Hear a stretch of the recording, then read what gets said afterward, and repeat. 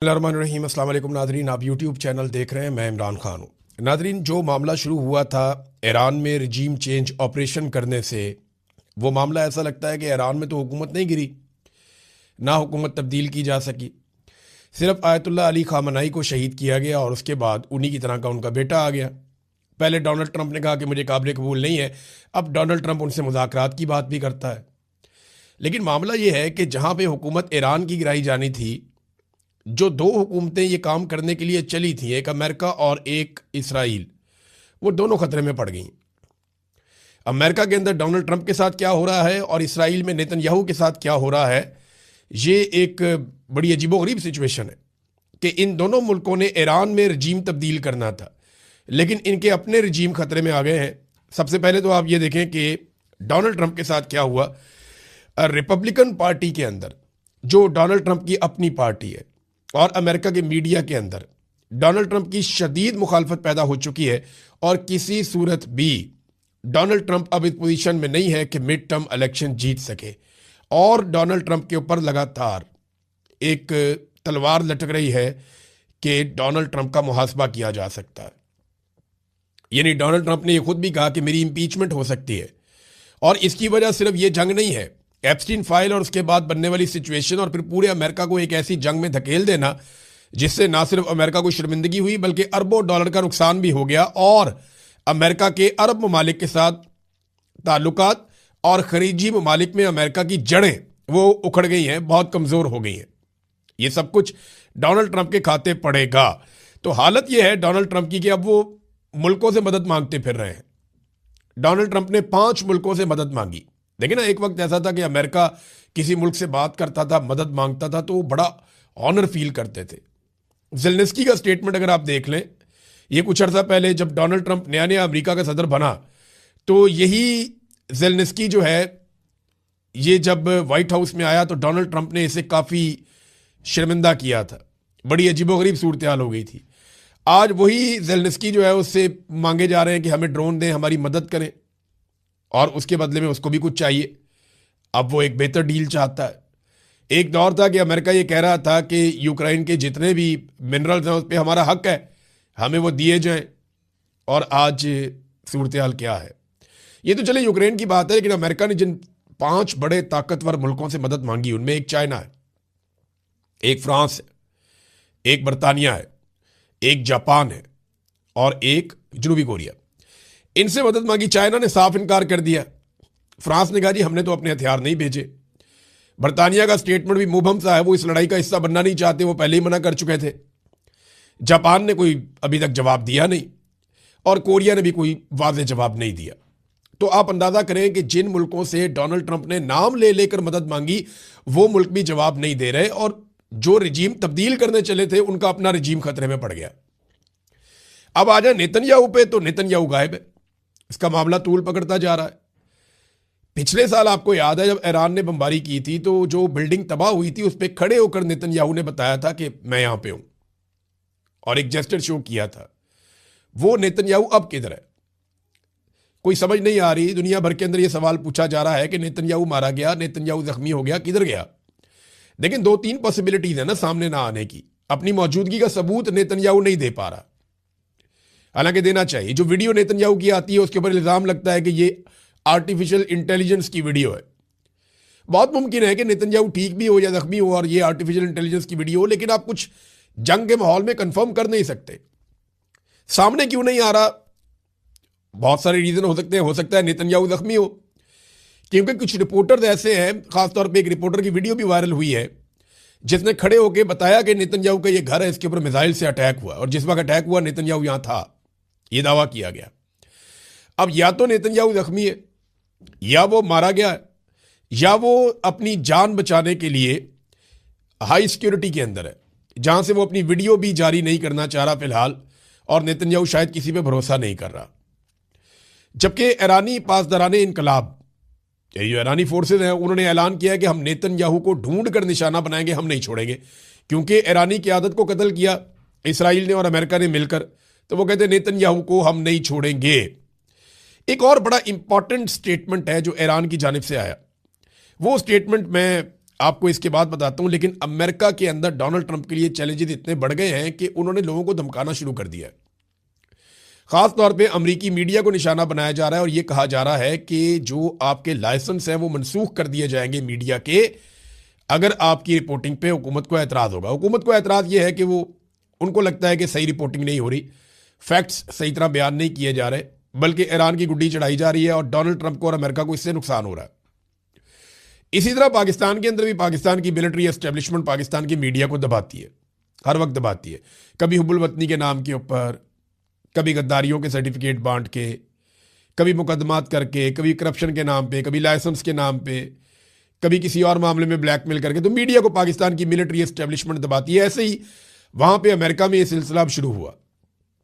American media, जिसे एक आज़ाद media कहा जाता है, देखते हैं वो इसके ऊपर कैसा रद्द-ए-अमल देता है। क्या वो डर जाते हैं, पीछे हट जाते हैं, या वो ज़्यादा और तेज रिपोर्टिंग कर देते हैं और रद्द-ए-अमल देते हैं कि जनाब ये लो, ये फैक्ट हैं, हम आपके सामने रख देते हैं। अमेरिकन मीडिया ने जो फैक्ट्स अब तक बताए हैं उनके मुताबिक अमेरिका ये जंग जीत नहीं रहा और ये सौदा अमेरिका में नहीं बिक रहा कि ये अमेरिका की जंग थी।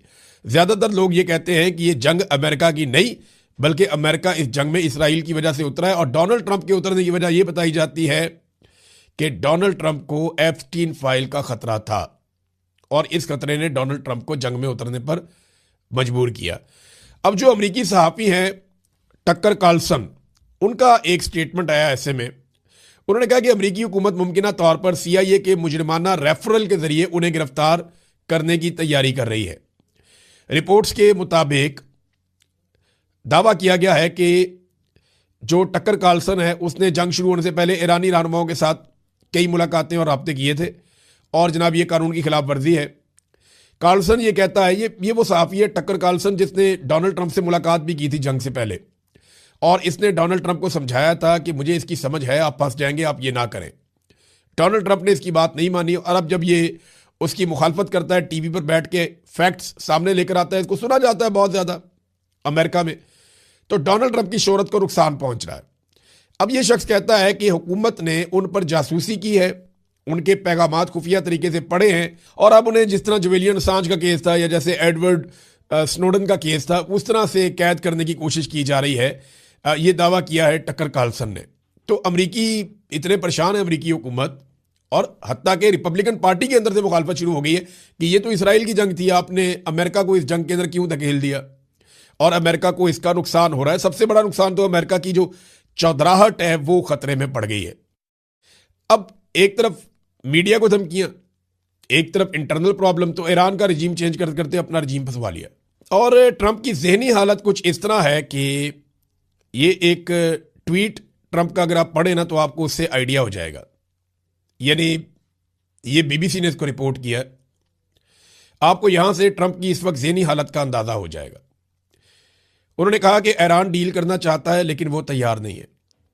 ट्रंप ने अहम ईरानी जजीरे खार्क को मुकम्मल तौर पर तबाह करने का दावा करते हुए कहा कि मजा लेने के लिए शायद हम उसे चंद बार और निशाना बनाएं, मजा लेने के लिए। यानी डोनाल्ड ट्रंप ये बता रहे हैं, सेनी कैफियत का आप अंदाजा करें कि वो बमबारी मजा लेने के लिए भी करते हैं।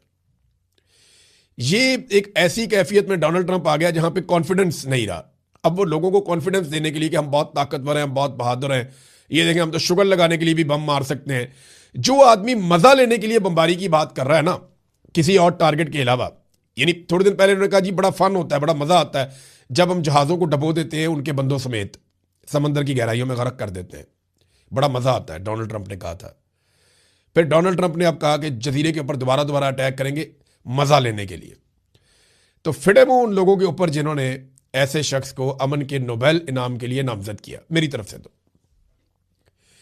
फील्ड मार्शल आसिम मुनीर और शहबाज शरीफ शाबाश के मुस्तहिक हैं कि उन्होंने एक ऐसे शख्स को अमन के नोबेल इनाम के लिए नामजद किया और उसे खड़े होकर बार बार सलूट मारे, उसकी तारीफें की, उसके जूते पॉलिश किए, जो शख्स ये कहता है कि वो मजा लेने के लिए बमबारी करता है। पाकिस्तान की मिलिट्री एस्टेब्लिशमेंट खास तौर पे आसिम मुनीर के अहकामात की रोशनी में मुलाकात नहीं करवाई जाएगी। यानी जब आदमी मुश्किल में होता है या प्रॉब्लम में होता है तो वो कितना फ्लेक्सिबल हो जाता है, लेकिन जैसे ही उसे ताकत मिलती है और जैसे ही उसके बाद इख्तियार आता है तो एकदम वो शख्स जो है, नॉर्मली लोगों का ये रवैया होता है कि वो शख्स साथ ही फिरौन बन जाता है। साथ ही वो शख्स जो है वो जालिम बन जाता है। फिर ना सिर्फ वो खुद धमकियां लगाता है, वो अपने टाउटों से भी धमकियां लगवाता है। अभी हाल ही में टाउटों ने धमकियां लगाने का नया सिलसिला शुरू किया है। कोई कुछ कह रहा है, कोई कुछ कह रहा है, ये हो जाएगा, वो हो जाएगा। खवातीन को सड़कों के ऊपर घसीटा गया, बुजुर्ग खवातीन के ऊपर तशद्दुद किया गया, बेशुमार घरों की चादर और चार दीवारी का तकद्दुस पामाल किया गया, खवातीन और बच्चों को अगवा किया गया सिर्फ आईनी तरामीम के लिए। जबरी गुमशुदगियां पाकिस्तान में बढ़ा दी गई, बेशुमार की गई। पार्लियामान पर हमला किया गया, अदलिया और मीडिया को यरगमाल बना लिया गया। और आज एक टिक्कर भी मीडिया अपनी मर्जी से अपने टीवी चैनल पे नहीं चला सकता, अखबारात अपनी मर्जी से खबर नहीं लिख सकते। बार बार इंसानों का कत्लेआम किया गया, साबिक वजीर आजम को और उनकी अहलिया को कैद तन्हाई में डाल दिया गया, सैकड़ों मुकदमात उन पर बना दिए गए। बहुत सारे शहरियों को गिरफ्तार करने के बाद नंगा किया गया और नंगा करके उन पर तशद्दुद किया गया। क्या लोगों को जिंदा दरगोर करना है? वो भी करके देख ले, पाकिस्तानी अब डरेंगे नहीं, ना पाकिस्तानी डरने वाले हैं। ये आज इमरान खान साहब की बहनें दोबारा जाएंगी अडियाला जेल के बाहर, क्योंकि आज मुलाकात ना करवाने का दिन है। नॉर्मली ये मुलाकात का दिन होता है अदालती अहकामात के बावजूद, और जजों को भी ना, उन्हें जजों को शर्म आ रही है, ना जजों को गैरत आ रही है, ना जजों को गुस्सा आ रहा है, ना जजों को आइन और कानून याद आ रहा है। वो तीन जज जो है फैसला दे रहे हैं, लिख कर दे रहे हैं कि जाओ जाके मुलाकात करो। वो जेलर वो मुलाकात ही नहीं करवाता। वैसे जेलर की तो कोई औकात नहीं है, ये तो वैसे ही इंजीनियर साहब ने जेलर की गेम उठा दी है। औकात तो उस फौजी की है जिसको ऊपर से अहकामात मिलते हैं और वो नहीं मिलने देता। फौजी कर्नल इमरान खान साहब बताते हैं ना कि वो मुलाकात नहीं करने दे रहा। तो अडियाला जेल के बाहर आज फिर धरना होगा, और ये सिर्फ वहां पे नहीं होगा। हलीमा खान ने 10,000 लोगों को बुलवाया, उन्होंने कहा जी 10,000 लोग हमारे साथ आए, उन्होंने आवाज दी है।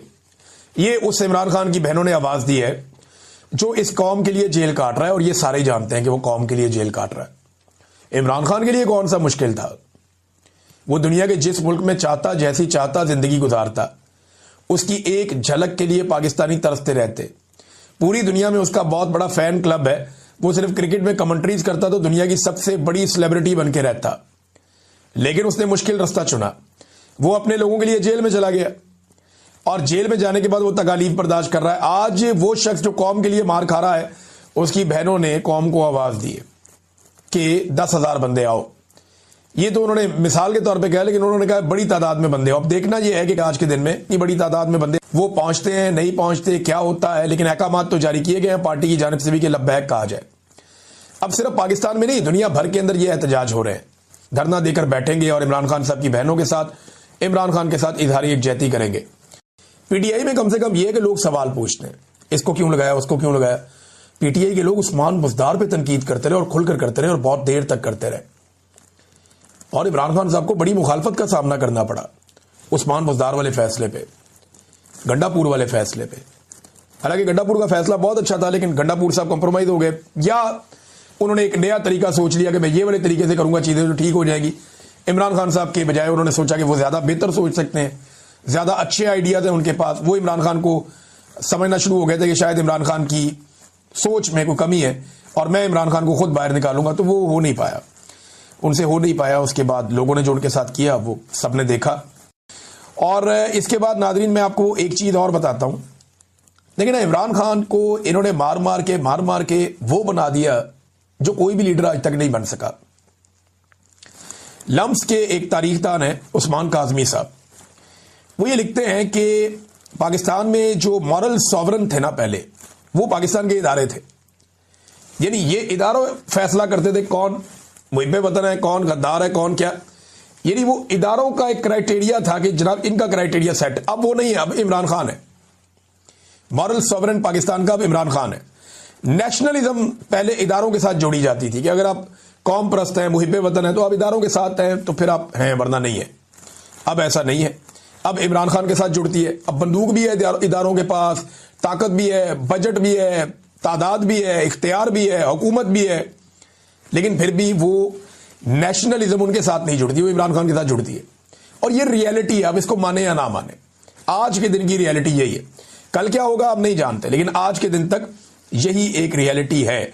इमरान खान साहब ने महमूद अचकज़ई साहब को अगस्त में नॉमिनेट किया था, नामजद किया था अपोजिशन लीडर के तौर पे, और अयाज सादिक साहब बहुत बुरी तरह फंसे हुए, क्योंकि एस्टेब्लिशमेंट एनओसी नहीं दे रही। ये हुकूमत एक भी बंदे की तैनाती नहीं कर सकती जब तक कि आसिम मुनीर साहब या उनके जर्नैल या उनकी जो टीम है वो एनओसी ना दे, तब तक कोई भी अहम बंदा अपॉइंट नहीं हो सकता। ये हुकूमत इतनी मजबूर है। अब अयाज सादिक साहब लगाना भी चाहें तो वो लगा नहीं सकते। ये एक ऐसी एग्जाम्पल बन रही है कि कल को इन लोगों ने अपोजिशन में आना है और अगर इमरान खान इनका अपोजिशन लीडर ही ना लगाए तो फिर ये कहां जाएंगे। तो ये ऐसी मिसालें खुद कायम कर रहे हैं जो आइंदा इनके लिए मुश्किलात पैदा करेंगी, और आइंदा अगर इनके साथ ऐसा कुछ होगा तो इनके पास फिर कोई जवाब या कोई सवाल नहीं होगा जो ये कर सके। अब नाज़रीन, वज़ीर आला खैबर पख्तूनख्वा का जो दौरा होने जा रहा है सिंध का, उसके हवाले से भी कुछ डाटा आ गया है। ये दौरा किस नौइयत का है मैं आपको बता देता हूं। ये 9 जनवरी को शुरू होगा, 4 दिन का दौरा है। 9 जनवरी को सुबह 9 बजे वाली फ्लाइट है और इस्लामाबाद से कराची जाएंगे, और ये 9 बजे से 11 बजे 2 घंटे की फ्लाइट होती है। 12 बजे से 3 बजे तक इंसाफ हाउस में उनकी मुलाकातें हैं।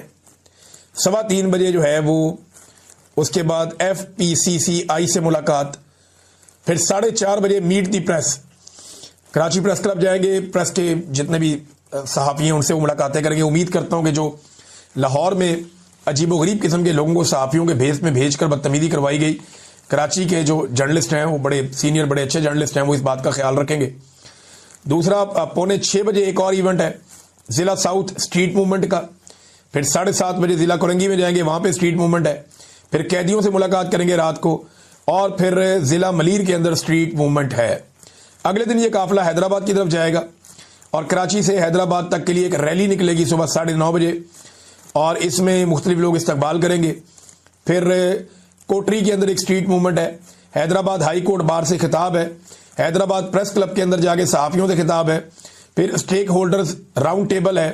फिर पार्टी इजलास है इंसाफ हाउस हैदराबाद के अंदर। फिर ISF कन्वेंशन है।